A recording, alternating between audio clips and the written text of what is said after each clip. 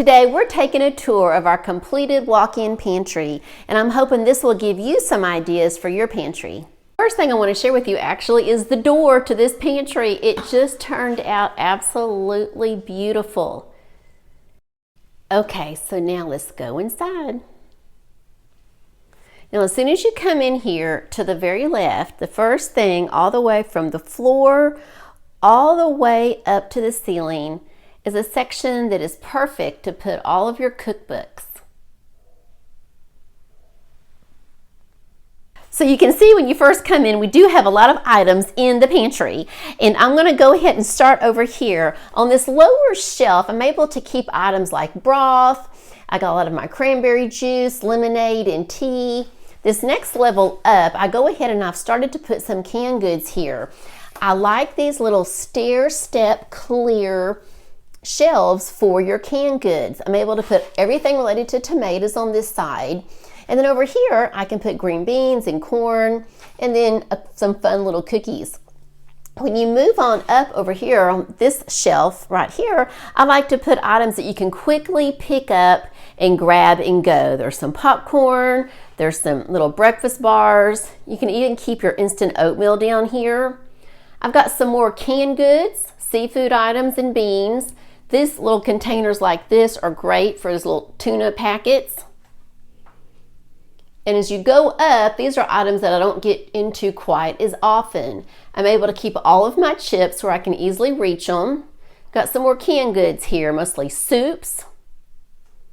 And then this shelf here, this little ledge, really is my favorite because I'm able to run in here since I work from home and I can grab some munchies. Of course, I've got my M&Ms. And then in the corner on the bottom, I have rice and beans. These little baskets are great, and I'll put those links below for you also. Easy to grab chips are important to have. These items are fantastic. These little twirly Lazy Susans, you can twirl those around and get to everything really easily. And then as you come on across to the middle here, I love to put something pretty up at the top.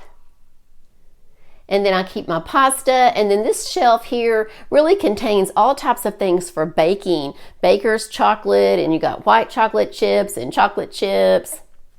And then on the very bottom down here are some more baking items, brownies, all kinds of good stuff. Able to keep things for frying fish, crawfish items. And then this middle section right here, when you go across, let me show you.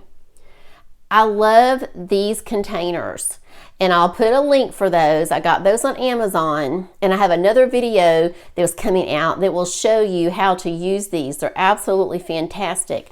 I'm able to put cornmeal in there. This one is sugar, this one's flour, and then we have rice. Over here on the bottom, these again are items I don't get into quite as often. These are wonderful, an area to keep your holiday items for like Chex Party Mix. This here is pasta heaven. So anything you can imagine pasta-wise is in this section. And pasta is carried over here also.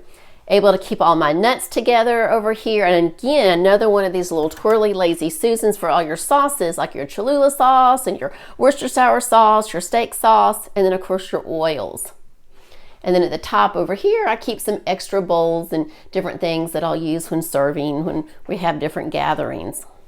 Now as I step back, you can get a really good view of what this walk-in pantry looks like. And in one of my other videos, I go through in detail all the different types of containers that you can use and how to organize everything. Now I'm going to step back over here and let you get a really good look of the other side of the pantry. On this side over here, I have a dishwasher and then a sink. When you put a sink in your pantry, you want to make sure you get a good size sink because you're going to be using it a lot. I use this pantry a lot to food prep, and I just love cooking in here and preparing food in here because I've got a really big window.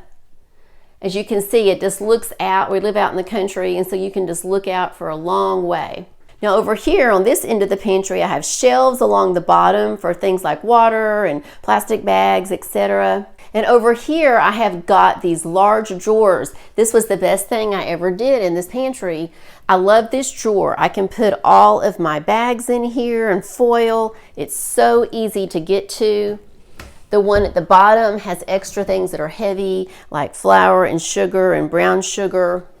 And please check out my video where I talk about the drawers, because if you're designing your kitchen and are remodeling, you will love having so many drawers instead of a lot of shelves.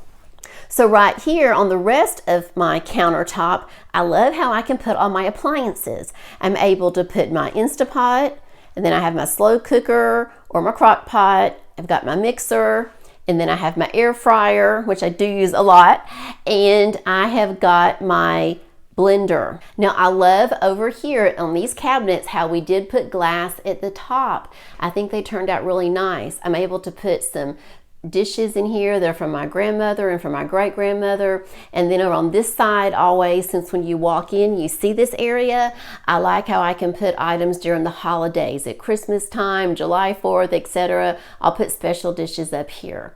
And then at the top, again, it's another area for decorations for different times of the year. And right now we have Oliver. Oliver is our owl, and he's just usually out at the fall, but he's a family favorite, so he's sticking around. Over here, before we head out of the pantry, I have a little area for your coffee station.